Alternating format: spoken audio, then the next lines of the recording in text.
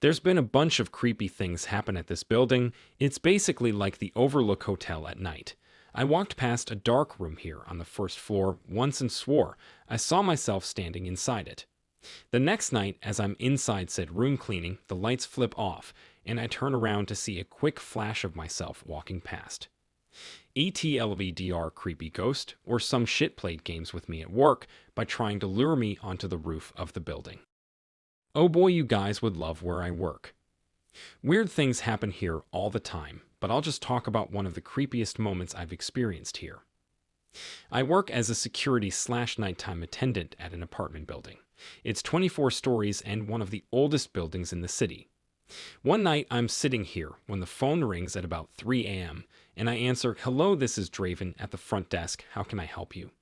The voice on the other end sounded female, but was totally garbled, and the only bit I could make out was 23rd floor.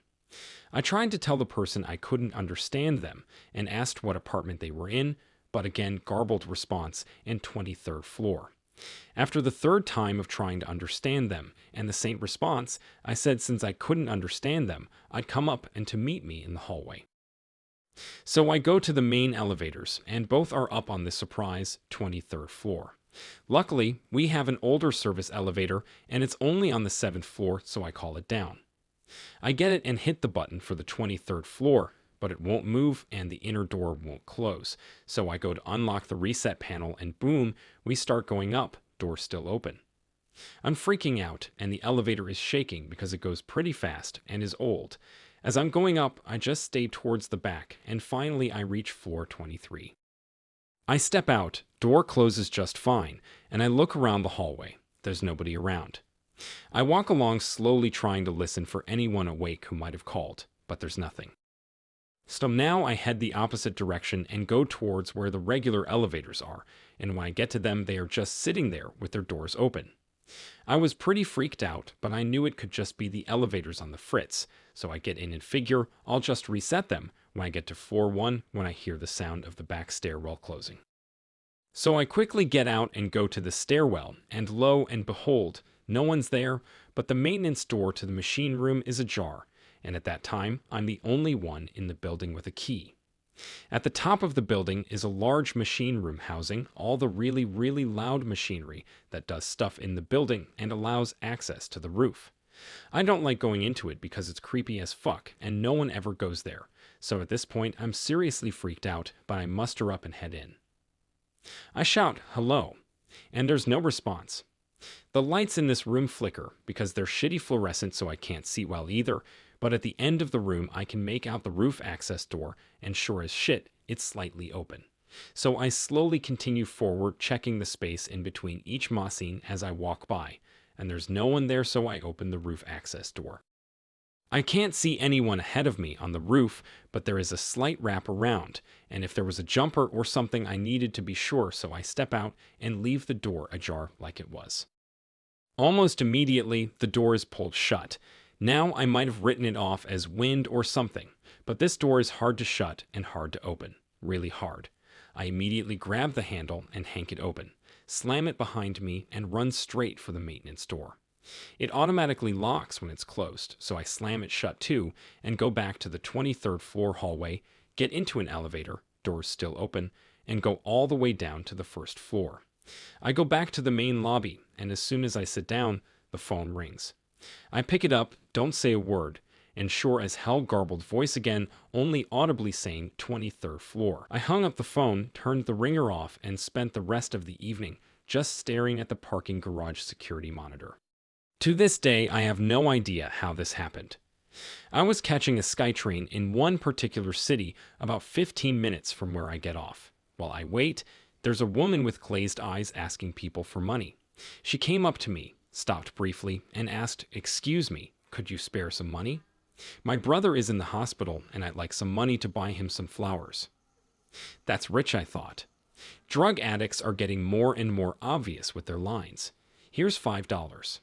Gave it to her without even looking her in the face, convinced of her intentions. Anyways, my train pulls up and I get on. I look through the glass at her walking around asking others for money as the train pulls away. The train arrives at the station 15 minutes later, and I walk down and out to the bus stop. There is only one bus the direction I'm going, and just my luck. It is there waiting when I get off the train. So on the bus, I hop and wait for the bus driver to finish reading his paper before the doors close, and we embark down the highway. About 5 to 10 minutes traveling, the driver pulls over for a routine stop. The doors open, and to my complete astonishment, the woman from the SkyTrain walks into the bus. A dozen roses in hand. She looks me right in the eyes as she walks past to take her seat. How in the blue hell did she get there? I took the train before her. I watched her at the train stop from inside as we pulled away. I went over a river. I caught the first and only bus going this particular direction. And not only did she beat me there, she had time to go to a store and buy a dozen roses. My mom had called me and told me the news that my uncle had died. It was very sad. She told me in the middle of work, and I told one of my coworkers. He expressed his condolences on my loss. A couple weeks later, my sister mentioned my aunt and uncle doing something. I said, "But he's dead." And my sister said, "No, he wasn't." I called my mom, and she confirmed, no, he wasn't dead.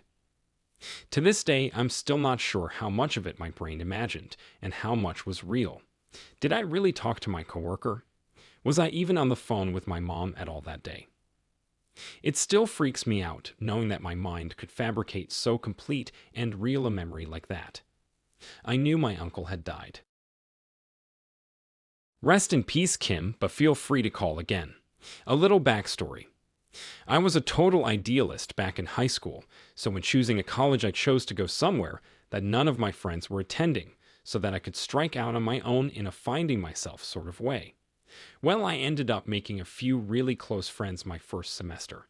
I mean, these guys became like family to me in a matter of months. One day during winter break, one of those guys, my buddy Kimbo, had gone back home to visit friends and family, and on his return trip to our college, he hit a bad patch of ice and got into a car accident and was killed. It hurt like a son of a bitch for a long time, and I still think about him all the time. But anyways, a few weeks after Kimbo's accident, me and the rest of the guys were getting back from a party off campus, and as we were standing outside our dorm building smoking a cig, I felt my phone vibrating, and when I pulled it out, I saw that I was getting a call from Kimbo's phone. Dumbfounded, I showed my friends the phone quickly and then answered. When I picked up, it just went directly to his voicemail, which played the same message it always had. It never happened again, and we never really talked about it, but for me, it was one of those someone's looking after me moments. I hadn't been doing very well after his death, but seeing his name show up on my cell phone screen one final time made me feel a whole lot better for a time and really helped me get out of the slump I was in. I have no idea how his phone could have possibly called me, and I doubt I ever will, but this was one glitch in the Matrix that I'll forever be thankful for. Without going into too much detail, my little sister died in my arms after she was shot in our house. Anyway, as a 6-year-old, I was obviously very upset, but also confused. A few months later, we get a call on our house phone, old school, with a cord, and you push those grayish buttons. It is absurdly crackly and horrible reception. Exactly like when someone calls you from a cell phone that has horrible reception. But this was 1995. Nobody I knew had a cell phone. On the line is my sister. She says I can't speak, but she is having fun. I still say nothing. She says, "Why aren't you talking to me?" She tells me to hand the phone to my mom. All my mom hears is a dial tone and tells me to hang up the phone and probably tells me to go do a chore or something. I have never told anyone in my family, or my wife for that matter, that story. It's not one of those childhood stories that I only remember because people tell me about it. I have no clue what happened. I don't know what I believe with life, God, and all that, but I am certain my little sister is waiting for me somewhere fun. I've never done any hard drugs, never experienced any hallucinations, never have had anything like this happen to me. The weird thing is, when the glitch was correcting itself and I could see those people watching me like a caged animal, I had the feeling that I knew I was being controlled. It still bothers me very much to this day. As I type this, I am already feeling déjà vu. I've always wanted to share this part of my life with someone, but have never been able to. So, I'll just tell a bunch of people on the internet. One day I was walking to work and all of a sudden had an urge to walk a different path than usual. I work downtown in a big city. It was a strange spur of the moment urge to walk a different way that changed my life forever. I turned into an alley I had never seen before. As I remember it, I made it about 15 feet or so when an actual glitch happened. Everything in my mind scrambled. I felt like I didn't have a body anymore, just that I was a semi-conscious entity floating through some weird dimension. All of a sudden, in the array of different colors and shapes, a vision came to me. It was a bunch of strange-looking people that in my mind resembled businessmen in suits. They looked startled and panicked that I could see them. One of the people made a quick movement and everything turned to black. When I regained normality, I was on a completely different street. It was the same street that I always used to walk to work. I felt sick and severely disturbed or depressed. TLDR. I had a moment of spontaneity, caused a real-life glitch. Life has seemed different ever since. Last night, I am online, picking up people throughout the night to the early morning. One particular ride, I pick up 2 ladies. I greet the women, they reply, and we alternate asking how the night has been. The passenger directly behind me mentions she just got out of a toxic relationship and had a few drinks, but she does not drink that often, so she could not keep up with her friends. I respond and wish her well. Her friend chimes in, and she thanks me. I can make out both her silhouettes of the ladies in my rearview mirror, but I can clearly see the passenger behind me through my side view mirror and because outside lighting from streetlights. The 2 passengers are making indistinguishable conversation. I also have my stereo playing in only the front speakers to give passengers that do not want to chat a little bit more privacy and quiet, while I still get music to get me through long drives over dark nights. I make a follow-up question and get no response, so I leave the ladies to their mumbling conversation. I continue to drive and the map is acting weird, to which I speak up and ask if I follow left or right up ahead, because the navigation is showing 2 contradictions. No response, and at this point, their conversation had stopped, which I assumed they were both passed out. Finally, we get to the destination, and I say, "Here we are, ladies home and safe," with a bit of a volume in case they had been passed out. Both voices thank me, and the rear driver's side door is opened, and the ladies exit and thank me as well as wish me a good night. I wait for the ladies to clear the vehicle, and I only see one in sight, who proceeds to walk in front of my vehicle towards her apartments that have the street driveway parking with the cement ramp off the sidewalk into the street. There was nothing with 40 to 50 feet all around us, as it was about 3 a.m. in a residential, so I was just barely to the right side of my side of the road. I saw 2 women enter. I conversed in group with 2 women, different voices, different tones. I could sense 2 other bodies sitting behind me, even the weight of 2 bodies shifting when making a turn. I never was able to see the friend's face, and the moment she exited, it's like she was never there. A man said he knows my friend and I. We had never seen him and never saw him again. Hello all, this happened about 4 years ago, while I was still in high school. It was the end of the day, and my friend Josh and I were waiting for the buses to show up and take us home. Usually there's about 15 minutes for us to just hang out or mess around before they show up. Our school had 2 buildings. One that held most classrooms and one that held art and music classes and the auditorium. Right in front of the auditorium building was an area with a few benches and a hedge surrounding it. There were doors to enter the auditorium building there as well. Many kids would hang out there at this time. My friend and I would sometimes try to jump over the hedge from the benches. Once you're on the other side of the hedge, you can't really see back to the area with the benches as it goes downhill. We decided to do a jump together right in front of a group of boys, but when we got back, they were gone. Assuming they went inside, we also went in, but they weren't there. Instead, we found a bunch of adults that neither of us had ever seen before eating pizza at a few tables that are usually set up in the lobby area. We both looked at each other thinking that was weird, so we just tried going back outside. But before we did, a short man came up to us. We couldn't tell if it was a fully grown man or a kid.